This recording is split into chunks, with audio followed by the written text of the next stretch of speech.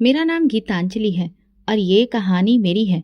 एक ऐसी लड़की की जिसने अपने माँ बाप की कमी छुपाने की कोशिश की, अपने भाई को सब कुछ समझा और फिर वही भाई अपनी जिद में मुझे एक ऐसी दुनिया में ले गया जहाँ मेरे सच की कोई कीमत नहीं थी। भाई ने अपनी मर्जी से अपने बॉस की बेटी से शादी की, ना कोई रिश्ता देखा ना बिरादरी, बस एक जिद थी कि वही लड़की मिले। शादी के बाद भाई ने मुझे बताया कि अब हम उसके ससुराल के बंगले में रहेंगे। मैंने सोचा चलो ठीक है, भाई खुश है, शायद मुझे भी कोई प्यार, कोई इज्जत, एक नई बहन जैसा रिश्ता मिले। लेकिन जैसे ही उस बंगले का दरवाज़ा पार किया, मैंने पहली बार महसूस किया कि मैं वहाँ महल की मेहमान नहीं, बल्कि एक बोझ बनकर आई हूँ। बंगला क्या था, जैसे कोई फिल्मी महल हो, हर चीज़ चमकदार, कीमती और मेरे साधारण वजूद से बिल्कुल अलग। दीवारों पर अजीब सी खामोशी थी और फर्नीचर इतना कीमती कि उस पर बैठते हुए भी शर्मा जाओ। सोनिया कुछ और ही थी, उसके कपड़े, उसकी बातें और उसका लहजा, सब कुछ मेरे लिए नया और अजनबी था। पहले दिन ही अजीब सा गुजरा। मुझे लगा शायद थोड़ा वक्त लगेगा, फिर सोनिया मुझे अपना लेगी। लेकिन जैसे ही रात हुई, भाई और सोनिया मुझे बिना बताए कहीं बाहर चले गए। मैंने पूछा भी कहाँ जा रहे हो भैया, तो सोनिया ने हंसते हुए कहा, कुछ वक्त अपने लिए भी रखना चाहिए, हर वक्त परिवार की जिम्मेदारियों में नहीं उलझना चाहिए। भैया ने कुछ नहीं कहा, बस मेरा कंधा थपथपाया और चले गए। मैं पूरे बंगले में अकेली रह गई। वही बंगला जो बाहर से किसी सपने जैसा लगता था, अब मुझे भूत बंगला महसूस होने लगा। मुझे अपने पुराने घर की याद आई, छोटा सा लेकिन रोशनी और अपनेपन से भरा। अगली सुबह जब वे दोनों वापस आए, मेरी आंखें तब भी जागी हुई थीं। मैंने भैया से कहा, मुझे यहाँ डर लगता है, क्या हम अपने पुराने घर वापस चलें? सोनिया ने तुरंत बीच में पड़कर कहा, ये लड़की हमारी जिंदगी में जहर घोलने आई है, इसने अभी से ही अपनी नौटंकी शुरू कर दी है। भैया ने मेरी तरफ देखा और मैं उनकी आंखों में वो प्यार न देख सकी जो पहले होता था। उन्होंने कहा, गीतांजलि, नए माहौल को थोड़ा वक्त दो, तुम्हें आदत हो जाएगी। घर के कामकाज शुरू करो, तुम्हारा दिल लगने लगेगा। मैं चुप हो गई। किसी ने मेरे जज्बात नहीं समझे। सोनिया हर वक्त अपनी चीजों के बारे में बात करती थी, ब्रांड, पार्टी, महंगी घड़ियां, गाड़ियां। मेरे सादे से कपड़े, मेरी खामोशी, सब कुछ उसके लिए बर्दाश्त करना मुश्किल था। एक दिन उसने कहा, गीतांजलि, तुम्हारे कपड़े कितने सस्ते लगते हैं, बाजार से कुछ नया ले आती हूँ, लेकिन तुम पर वो भी जचेंगे नहीं। मैं चुप रही, क्योंकि मुझे एहसास हो गया था उससे कुछ भी कहने का कोई मतलब नहीं था, कुछ बदलने वाला नहीं था। मैं हर दिन कोशिश करती कि अपने भाई के पास रहूं, उसे अपनापन याद दिलाऊं, लेकिन वो हर दिन थोड़ा थोड़ा सोनिया का होता जा रहा था। एक दिन जब वे दोनों कहीं बाहर गए और मैं किचन में कुछ काम कर रही थी, तो मुझे महसूस हुआ कि ये महल सिर्फ दीवारों से भरा है, यहाँ कोई मेरे आंसू नहीं देखता, न सुनता है। मैंने वो रात भी अकेली गुजारी, दीवारों से बातें करते हुए, दिल को तसल्ली देते हुए। शायद अब मेरी असली परीक्षा शुरू हो चुकी थी। मेरी जिंदगी के दिन एक जैसे गुजरने लगे थे, लेकिन उस शाम कुछ अलग था। मैं लॉन में कपड़े सुखा रही थी जब सोनिया फोन पर किसी से जोर जोर से बात कर रही थी। उसकी आवाज पूरे माहौल में गूंज रही थी, अनामिका आ रही है आज शाम, और मैं चाहती हूँ कि सब कुछ परफेक्ट हो, किसी नौकरानी की जरूरत नहीं, ये लड़की काफी है। मेरे हाथों में कपड़े थे, लेकिन दिल एक बार फिर से बोझिल हो गया। अनामिका शायद वही अमीर सहेली थी जिसकी चर्चा वो अक्सर करती थी। मुझे अंदाजा था कि आज फिर मैं मजबूर बनूंगी, कोई कोना पकड़ूंगी और खामोश बैठ जाऊंगी। शाम होते ही सोनिया ने गार्ड को भी छुट्टी दे दी। मैं हैरान थी, इतने बड़े बंगले में जहां दरो दीवार तक सोने जैसे चमकते हों, वहां सुरक्षा करने वाला भी ना हो। लेकिन सोनिया ने हंसते हुए कहा, आज की शाम खास है, अपने लोगों के साथ रहने में सुकून होता है। भैया तभी ऑफिस से घर आए। मैंने कुछ कहने की हिम्मत की, लेकिन वो इतनी जल्दी में थे जैसे सिर्फ सोनिया की मौजूदगी ही उनके लिए जरूरी हो। और फिर वे दोनों तैयार होकर निकले। सोनिया जाते जाते बोली, दरवाजा बंद कर लेना और किसी से बात ना करना। सोनिया की कोई सहेली नहीं आई, बल्कि वो तो खुद ही कहीं चली गई। दरवाजा बंद हुआ तो पूरा बंगला जैसे सांस रोक गया। मैं किचन में गई, बर्तन समेटे और फिर आंगन में आकर बैठ गई। आसमान पर हल्की हल्की बदलियां थीं। हवा में अजीब सी खामोशी थी, जैसे हर चीज मुझे घूर रही हो। रात के तकरीबन 9 बजे होंगे कि अचानक बिजली चली गई। एक लम्हे में पूरा बंगला अंधेरे में डूब गया। मैं चौंक कर उठी, दिल जोर जोर से धड़कने लगा। हाथों में टॉर्च नहीं थी। मोमबत्ती खोजने लगी, लेकिन हाथ दीवारों से टकराकर लौट आए। अंधेरे में सिर्फ अपनी सांसों की आवाज सुनाई दे रही थी। अचानक एक हल्की सी आवाज आई, शायद हवा से कोई दरवाजा खुला था। मैं एकदम पीछे हटी, दिल जैसे अजीब सा हो गया। मैंने दरवाजे की कुंडी जांची, वो बंद थी, लेकिन अंधेरा मुझे कैद कर चुका था। हर तरफ सन्नाटा और सनसनी, मोबाइल भी बंद, सिग्नल नहीं। मैंने खुद से कहा, बस गीतांजलि, हिम्मत रखो, कुछ नहीं होगा, भगवान तुम्हारे साथ है। लेकिन दिल मानने को तैयार नहीं था। कमरे के कोने में सिमट कर मैं बैठ गई, हाथों को आपस में जकड़ लिया, आंखें बंद की और माँ का चेहरा याद आया। उनकी गोद की खुशबू, वो नरम एहसास और वो लोरियां जो मुझे सुला दिया करती थीं, आज वो सब कितना दूर हो गया था। अगर वो होती तो शायद मैं इस तरह अकेली न होती। करीब 10:30 बजे दूर गेट की आवाज आई। मैं चौंकी, लेकिन हिलने की हिम्मत ना हुई। दरवाजा खुला, रोशनी आई। भैया और सोनिया वापस आ चुके थे। रोशनी के साथ ही जैसे मेरी सांस ठीक हुई। भैया ने मुझे कमरे के कोने में सिमटे हुए देखा और हैरानी से पूछा, ये क्या हालत है तुम्हारी? मैं कुछ न बोली। सोनिया ने हंसकर कहा, अंधेरे से डर गई, तुम्हारा बचपन अभी गया नहीं। मैं उनकी बातों पर कुछ ना कह सकी, बस आंखों में आंसू आ गए। भैया ने मुझे देखा, कुछ लम्हों को रुके, लेकिन फिर सोनिया की तरफ देख कर बोले, गीतांजलि, लाइट चली जाया करे तो छोटे मोटे कामों में खुद को व्यस्त रखा करो, दिमाग इधर उधर नहीं भटकेगा। मुझे लगा जैसे उनके लिए मेरा डर भी बेमतलब है, जैसे मेरी कोई हस्ती नहीं, कोई मायने ही नहीं। मैं खामोशी से अपने कमरे में गई, दरवाजा बंद किया और बिस्तर पर लेट गई। छत को घूरते हुए दिल में एक बात पक्की हो गई, ये बंगला, ये शान और शौकत, ये चमकदार जिंदगी मेरे लिए नहीं है। यहाँ सिर्फ खामोशियां ही मेरा साथ देंगी और मुझे खुद ही अपने आप को सहारा देना होगा। अगली सुबह आंख खुली तो सूरज की किरणें पर्दे से छनकर कमरे में आ रही थी, लेकिन अंदर का अंधेरा वैसा का वैसा था। कल रात सोनिया ने बताया था कि यूपीएस का सिस्टम खराब है, जल्दी ही ठीक करवा लेंगी, फिर लाइट जाने पर दिक्कत नहीं होगी। खैर, मैं चुपचाप तैयार हुई, नाश्ता बनाया और इंतजार किया कि कब भैया और सोनिया आएंगे। शायद आज वे मुझसे कुछ नरम सी बात करें। जब वे दोनों नीचे आए, मैंने हिम्मत करके कहा, भैया, मैं वापस अपने घर जाना चाहती हूँ, यहाँ का माहौल मेरे लिए नहीं है। मेरी आवाज धीमी थी, लेकिन दिल से निकली थी। सोनिया ने तुरंत बीच में पड़कर कहा, आंखों में वही तंज, वही जहर। ये लड़की रोज कोई ना कोई नया ड्रामा क्यों करती है? कभी अंधेरे से डरती है, कभी माहौल से तंग आ जाती है। मेरे होंठ सिल गए।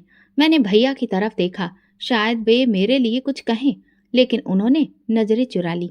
सोनिया ने बात जारी रखी, मेरे और तुम्हारे रिश्ते के बीच एक दीवार है, और वो दीवार तुम्हारी ही बहन है। ये अगर यहाँ रही तो हम कभी खुश नहीं रह पाएंगे। भैया ने एक लंबी सांस ली, फिर धीरे से मेरी तरफ देखकर बोले, गीतांजलि, तुम बचपन से मेरे साथ रही हो, लेकिन अब तुम्हें खुद को बदलना होगा। वक्त के साथ चलना सीखो।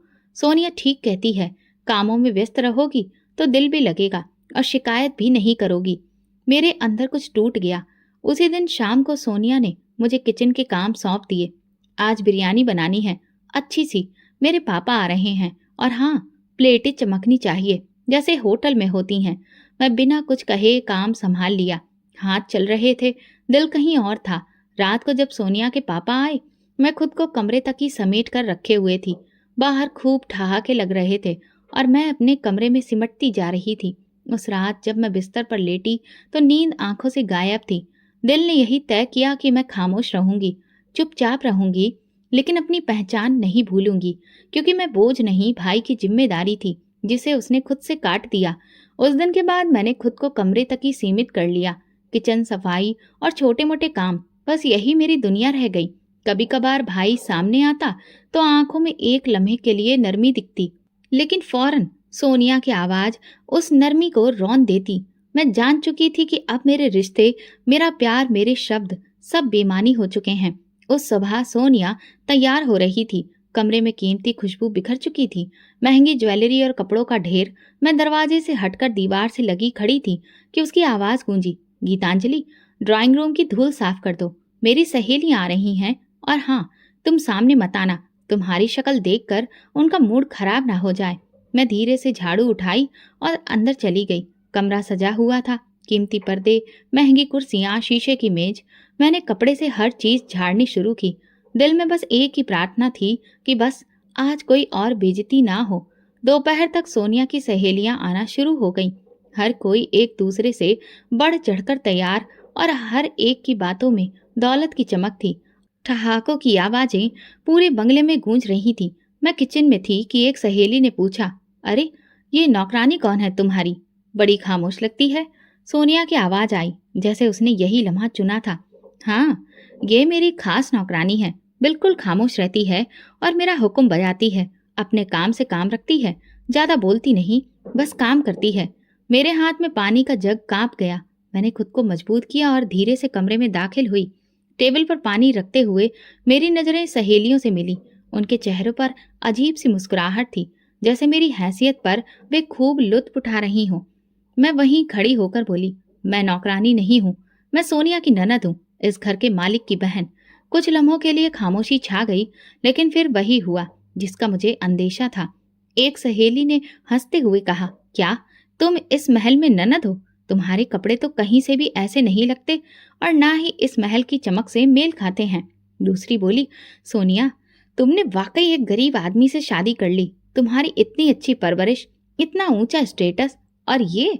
सोनिया ने जबरदस्ती हंसी में सब संभालने की कोशिश की, लेकिन उसकी आंखों में बेइज्जती की तपिश झलक रही थी। उसके लिए मेरी सच्चाई एक धब्बा थी, एक ऐसी हकीकत जो उसके चमकते होठों को क्या बाहर आ गई थी। सहेलियां जाते जाते मुझे घूरती रहीं, जैसे मैं कोई भूल हूं जो गलती से उनकी दुनिया में आ गई हूं। शायद मेरे सब्र का पैमाना भर गया था, लेकिन मैं टूटूंगी नहीं। मुझे अपनी माँ याद आई, जो कहती थी, बेटी, अगर कोई तुम्हें नीचा दिखाए तो तुम और ऊंचा उठकर दिखाना, लेकिन शोर किए बिना। आज मैंने पहली बार फैसला किया कि मैं सोनिया की गुरूर की गूंज में अपने वजूद को दबने नहीं दूंगी। चाहे जितने दिन लगे, मैं खुद को, अपने अधिकार को और अपनी पहचान को वापस पकड़ कर रहूंगी। शाम ढल चुकी थी। बंगले के ड्राइंग रूम में महंगे कालीन पर पड़े कदमों के निशान और कांच के गिलासों की खाली आवाज अभी भी सन्नाटे में गूंज रही थी। सोनिया की सहेलियां जा चुकी थीं, लेकिन उनकी बातों का जहर अब भी दीवारों में सांस ले रहा था। मैं किचन में बर्तन समेट रही थी। हाथ काम कर रहे थे, दिल कहीं और था। आज जो कुछ हुआ वो सिर्फ बेइज्जती नहीं थी, वो मेरे वजूद पर एक ऐसी मार थी जिसका खून शायद बरसों तक बहता रहेगा। मैं खामोशी से जग धोती रही, चम्मच संभाली और आंखों की नमी छुपाती रही। दरवाजा एक जोरदार धमाके से बंद हुआ। अगले ही पल सोनिया किचन में दाखिल हुई। उसका चेहरा गुस्से से लाल था, आंखों में चिंगारियां और कदम तेज। वो मेरे बिल्कुल सामने आकर रुकी और उसकी नजरें मेरी आंखों से टकराईं। बहुत हिम्मत आ गई है तुम में, गीतांजलि। तुम हो कौन? क्या हैसियत है तुम्हारी जो मेरी सहेलियों के सामने जुबान चला रही थी? तुम्हें ये अधिकार किसने दिया कि मेरी इज्जत मिट्टी में मिला दो? मैंने नजरें झुका ली। होठों पर खामोशी का पहरा था, लेकिन दिल किसी बगावत में जल रहा था। जवाब दो।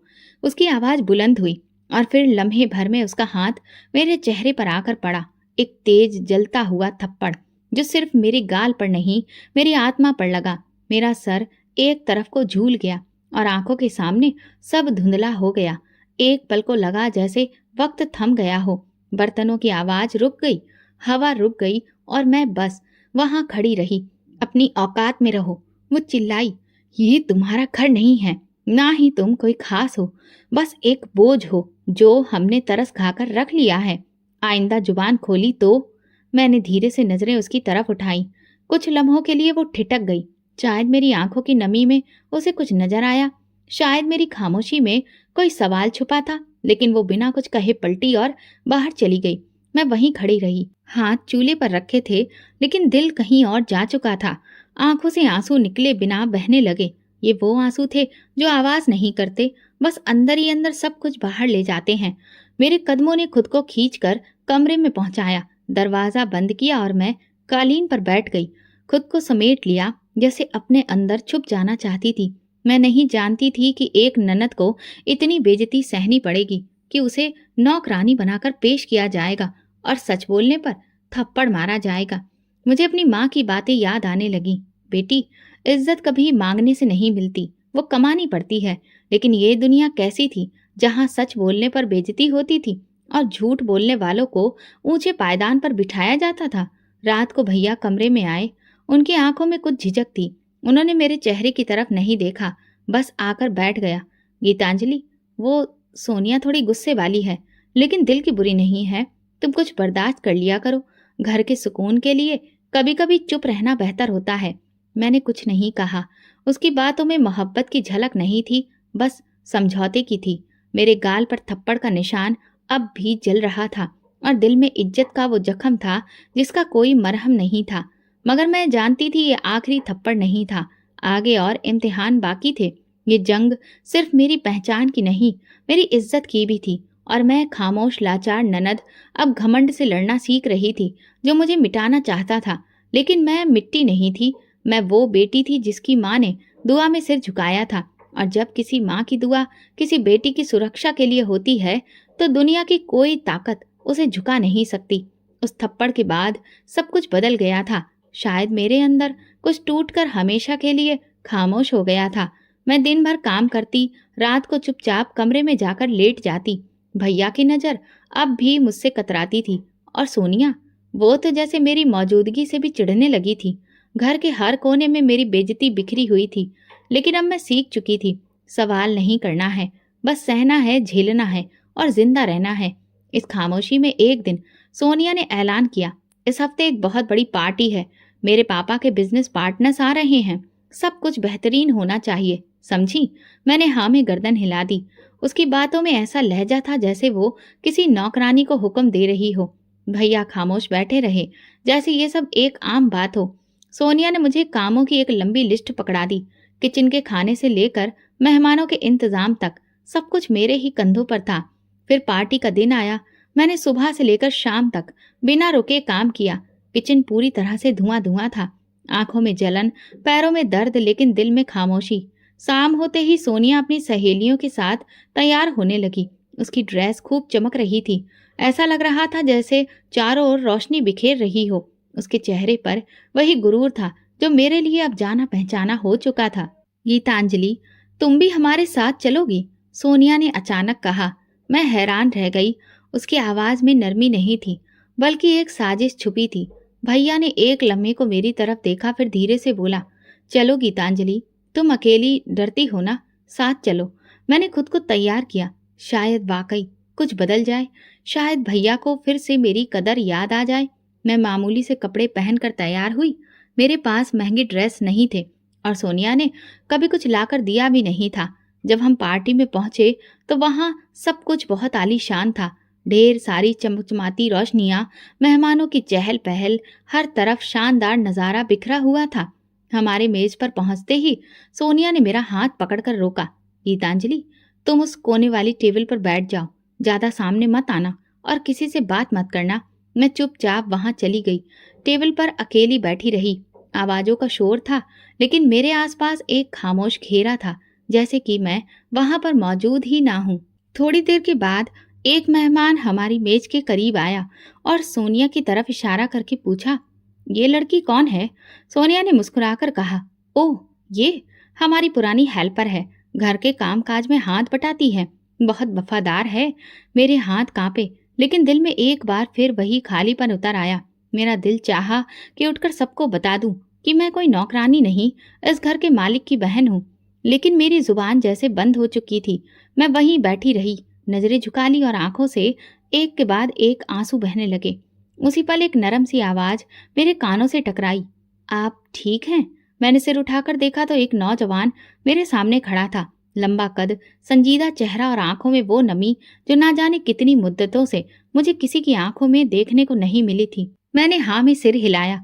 उसने कुर्सी खींचकर मेरे सामने बैठते हुए कहा, मेरा नाम सिद्धार्थ अरोड़ा है। आप बहुत उदास लग रही हैं, क्या मैं कुछ मदद कर सकता हूँ? मैंने सिर झुका लिया।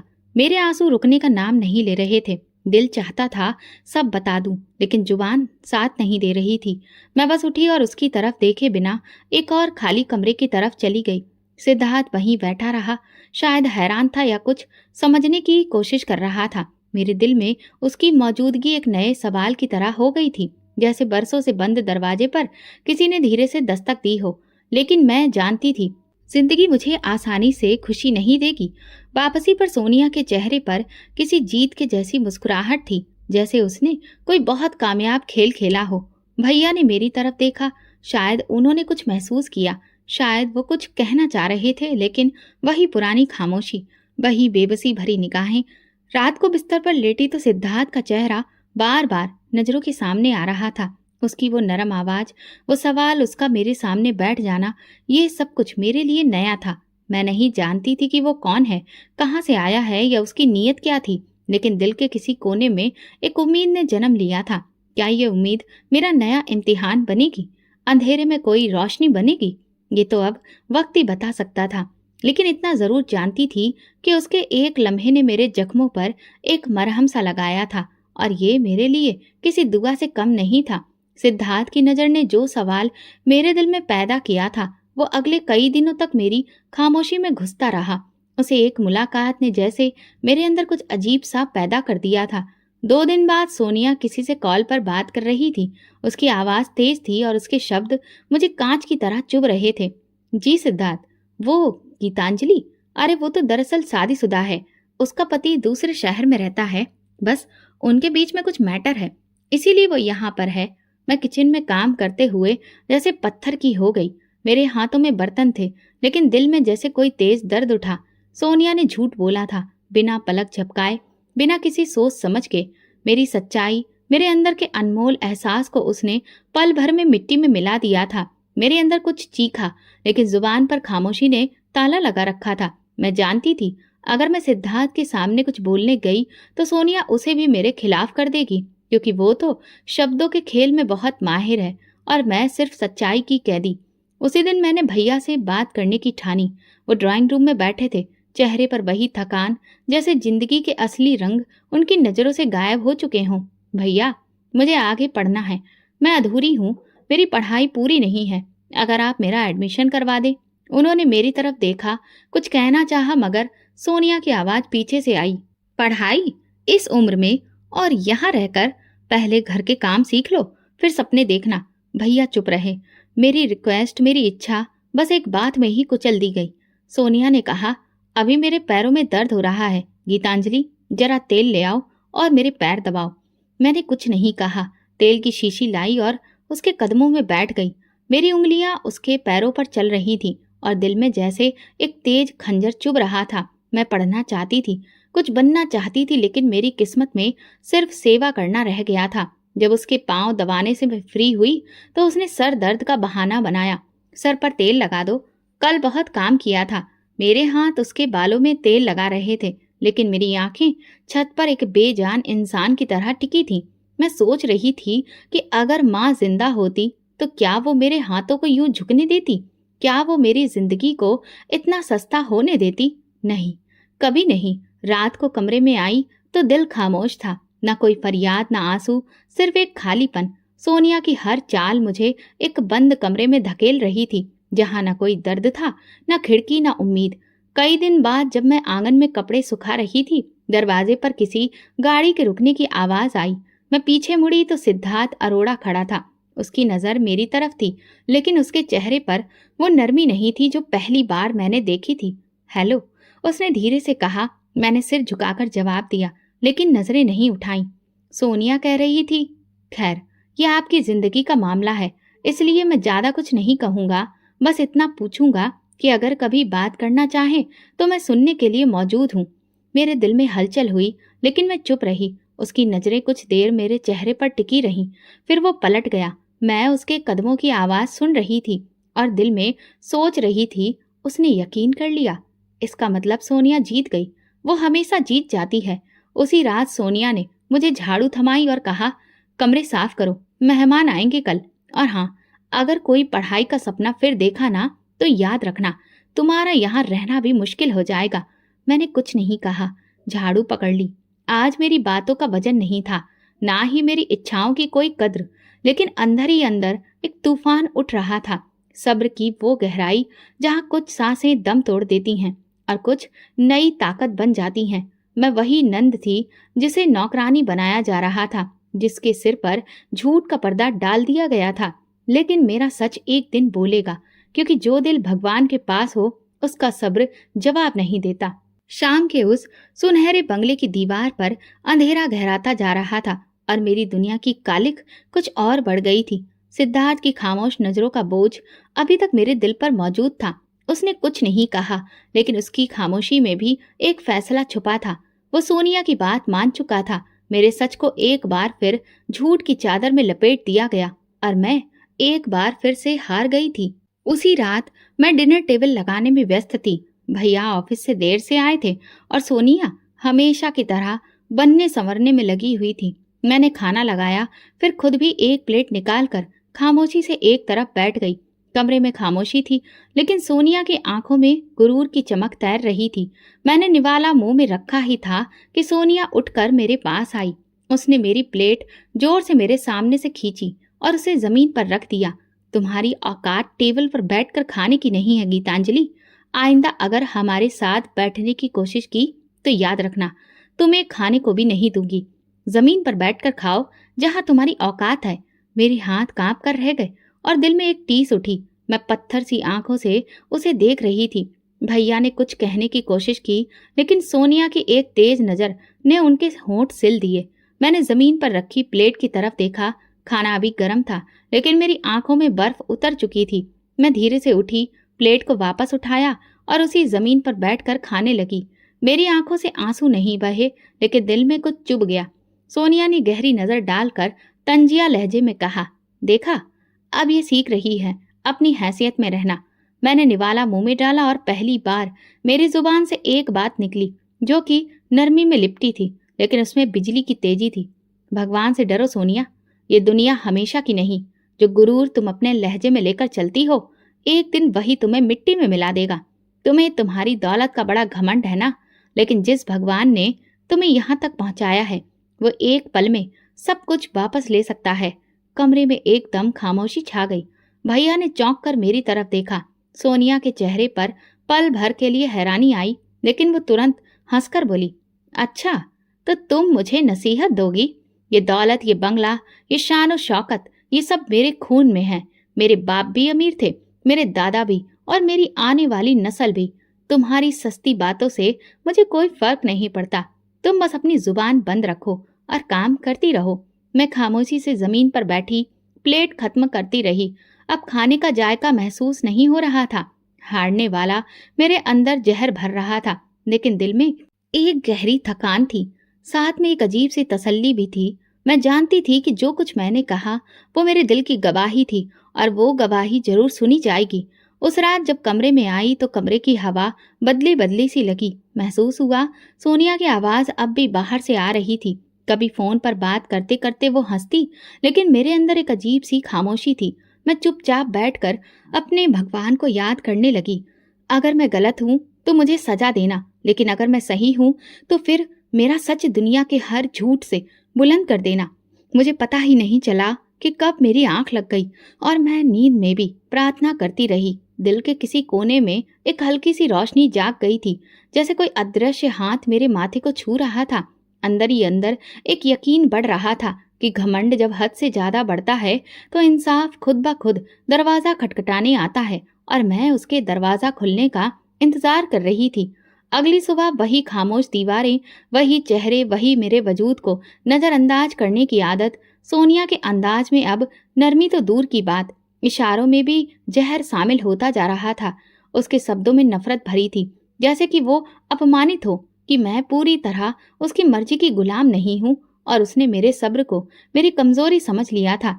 उसी दिन सुबह के वक्त सोनिया अपनी माँ के घर से लौटी। उसके साथ एक नन्हा सा कुत्ता था, सफेद रंग का, जिसकी गर्दन में नीले रंग का रिबन बंधा था और आंखों में वही गुरूर था जो उसकी मालकिन की नजरों में देखा जा सकता था। ये ब्राउनी है, मेरा बच्चा, सोनिया ने सबको बताया। अब ये भी इसी घर का हिस्सा है और जो इस घर में रहेगा उसको मेरे ब्राउनी की देखभाल करना सीखना होगा। भैया ने बिना कुछ कहे सिर हिला दिया। मैं चुप खड़ी रही, कुत्ते को देखती रही। जब वो सोफे पर चढ़कर मेरी तरफ घूरने लगा तो जैसे मुझे लगा कि वो जान गया है कि मैं इस घर में सबसे कमतर हूँ। शाम को जब सब खाने के मेज पर बैठे, मैं हमेशा की तरह अलग कोने में जमीन पर बैठी अपनी थाली में निवाला बना रही थी कि सोनिया की नजरें बार बार मुझ पर थी। उसके चेहरे पर एक अजीब सी चमक थी, जैसे वो कुछ सोच रही हो। अचानक उसने सीटी बजाई और ब्राउनी को आवाज दी, आओ बेटा, जरा हमारी गीतांजलि की मोहब्बत भी चख लो। मैंने चौंक कर उसे देखा। ब्राउनी मेरे पास आया। उसने मेरी प्लेट की तरफ मुंह बढ़ाया। मैं पीछे हटाना चाहती थी, लेकिन सोनिया ने हाथ के इशारे से उसे बढ़ने दिया। कुत्ता प्लेट के करीब आया और एक झटके में उसने मेरे निवाले को खाना शुरू कर दिया। मेरी आंखों के सामने अंधेरा छा गया। मैं एक पल को खुद को संभालने की कोशिश करने लगी, लेकिन दिल जैसे किसी ने निचोड़ दिया हो। वो प्लेट जिसमें मेरी इज्जत थी, जहां मेरे भगवान की दी हुई रोटी थी, उसे इस कुत्ते के झपट जाने से गंदा कर दिया गया था और मैं बस तमाशा बनकर रह गई थी। सोनिया ने ठहाका लगाया, मेरे ब्राउनी का झूठा खा लो, शायद तुम्हारे अंदर थोड़ा कायदा आ जाए।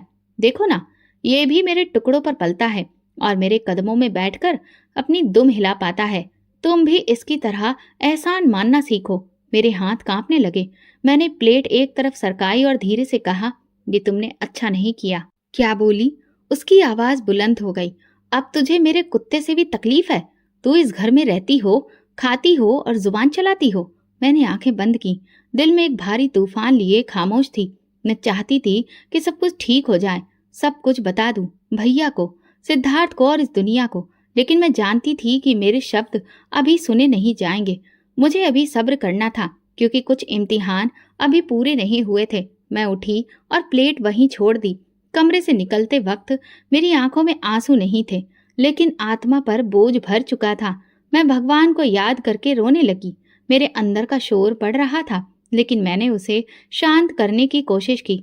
मैं जानती थी कि मेरी लाचारी अब चरम सीमा पर पहुंच चुकी थी, जहां इससे ज्यादा बेइज्जती और क्या हो सकती थी कि मेरी थाली में कुत्ता खाए और मैं कुछ ना कह सकूं। ना तो आंखें नम हुई, ना कोई शब्द मेरे दिल को तसल्ली देने आया। कुत्ते के झूठे निवाले ने मेरी इंसानियत को ऐसा कुचला था, जैसे कोई राह चलते पत्थर को ठोकर मारकर आगे बढ़ जाए। मगर मैं अभी भी वही गीतांजलि थी, खामोश, सब्र करने वाली और यकीन से बंधी हुई। अगली सुबह रोजाना के मुकाबले और भी ज्यादा मैं खामोश थी। मैं नाश्ते की तैयारी कर चुकी थी। सोनिया अपने कमरे से निकली तो उसके हाथ में महंगे ब्रांड के जूते थे और उसके चेहरे पर वही सुकून, वही शक्ति जो मेरी दुनिया हिलाने के लिए तैयार थी। वो ड्राइंग रूम में आई और मुझे सामने बुलाकर खड़े होकर जूते जमीन पर रख दिए। गीतांजलि, इन पर कुछ मिट्टी लग गई है, साफ कर दो जल्दी, मुझे देर हो रही है। मैं एक पल चुप रही। उसके कदमों के करीब रखे जूते को देखा और दिल के अंदर कुछ अजीब सा हिलने लगा। मैंने धीरे से कहा, मैं जूते साफ नहीं करूंगी। मैंने कभी किसी का जूता नहीं उठाया और ना ही अब उठाऊंगी। मैं यहाँ नौकर नहीं हूँ सोनिया। शायद पहली बार मेरे अंदर की खुददारी झलकी। सोनिया के चेहरे पर पल भर के लिए हैरानी थी, लेकिन वो फौरन दब गई। उसके नाजुक हाथों में गुस्सा था। उसने एक कदम आगे बढ़ाया। क्या कहा? तुम मुझे इनकार कर रही हो? उसने दांत पीसते हुए कहा। तुम जैसे लोग जिन्हें मैं अपने कदमों तले बिठा दूं, वो जुबान चला रहे हैं। तुम्हें खाने को दे रही हूँ, रहने को जगह दे रही हूँ, और तुम मेरी इज्जत के सामने इनकार कर रही हो। मैंने उसकी बात खामोशी से सुनी, आंखें नीचे किए, लेकिन दिल में एक अजीब सी लहर उठी। मेरी खामोशी उसके घमंड को जलाने लगी थी। मैं मुफ्त की रोटियां नहीं तोड़ती सोनिया, मैं काम करती हूँ, इज्जत से जीती हूँ। तुमने अगर मुझे यहाँ रखा है तो मजबूरी में नहीं, मेरे भाई की बहन होने के नाते। मैं तुम्हारे कदमों की जूती नहीं हूँ। मेरी बात अभी पूरी भी नहीं हुई थी कि उसने एक झटके से अपनी जूती उठाई और मेरे पेट पर जोर की ठोकर मारी। मैं पीछे लड़खड़ाई, जमीन पर गिर पड़ी। कमर के नीचे फर्श की चोट ने एक लम्हे को सांस रोक दी। तुम्हारी इतनी औकात कि मेरे सामने जुबान चलाओ? उसने गुस्से से कहा। तुम अब मेरे पैरों की जूती भी नहीं रही। तुम तो वो मिट्टी हो जो मैं रोज अपने कदमों से रौंदती हूँ। तो अब तुम्हें अपनी औकात याद दिलानी पड़ेगी। मेरी सांसें उखड़ गईं, लेकिन मैं खामोश रही। दिल से एक आह निकलने वाली थी, लेकिन मैंने उसे अंदर ही रोक लिया। आंखों में आंसू नहीं थे, सिर्फ एक खामोश आग सुलग रही थी। भाई आंगन में आ चुका था। उसने हमें देखा, लेकिन मुंह से कुछ भी कहने की हिम्मत नहीं हुई। उसकी आंखें किसी बुझी हुई रोशनी की तरह झुकी थी और वो बस पलट गया।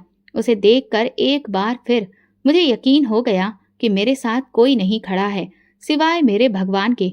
मैं धीरे से उठी, फर्श से खुद को सहारा दिया और सीधे जाकर कमरे में बंद हो गई। पीछे सोनिया की आवाज आ रही थी। इस ठोकर से याद रखो इस दिन को गीतांजलि। अब अगर कभी आंख दिखाई तो बाहर निकाल दूंगी। दरवाजा बंद करके मैं कमरे के अंधेरे में बैठ गई। न कोई शिकवा न कोई फरियाद, पूरे शरीर में दर्द था और दिल में बस एक ही सवाल, आखिर भगवान कब मेरे लिए अदालत का दरवाजा खुलेगा, कब ये जुल्म रुकेंगे। अब मैं हर पल इंसाफ के लम्हे गिन रही थी। हर सांस, हर जख्म, हर आंसू मेरा इंतजार कर रहा था, क्योंकि मेरा यकीन अब पक्का हो चुका था कि जो जमीन पर गिराया जाए उसे आसमान से उठाने वाला मौजूद होता है। मैं अच्छे से जानती थी कि जूते और ठोकरें इंसान को नहीं, वक्त को बदलती हैं, और अब वक्त बदलने वाला था। अगली सुबह मौसम काफी ठंडा था। आसमान पर हल्के हल्के बादल छाए थे। सोनिया के अंदाज में जैसे कोई नया तूफान छू गया था। उसकी आंखों में कुछ और ही तमाशा करने की चमक थी। मैं सब महसूस कर रही थी, लेकिन फिर भी चुपचाप अपने काम में लगी रही। यही मेरी आदत बन चुकी थी, खामोशी से मेहनत करना। अचानक मुझे लगा जैसे किसी ने मेरे गले में कोई फंदा डाल दिया हो। जैसे ही मैं पलटी, देखा तो सोनिया मेरे पीछे खड़ी थी और उसके हाथ में चमड़े का एक पट्टा था, वही जो वो अक्सर ब्राउनी अपने पालतू कुत्ते के लिए लाती थी। वो मेरे गले में पट्टा डालने की कोशिश कर रही थी। नहीं, वहां पर भैया नहीं थे, न कोई और जो ये तमाशा देखकर कुछ कह सके। दीवारें बस इस जुल्म की गवाह बनी बैठी थी। बोलो गीतांजलि, आज मेरी बात काट कर दिखाओ, वरना ये पट्टा तेरे गले से कभी नहीं निकलेगा। उसकी आवाज अब दहाड़ में बदल चुकी थी। मेरी आंखों से आंसू बहने लगे।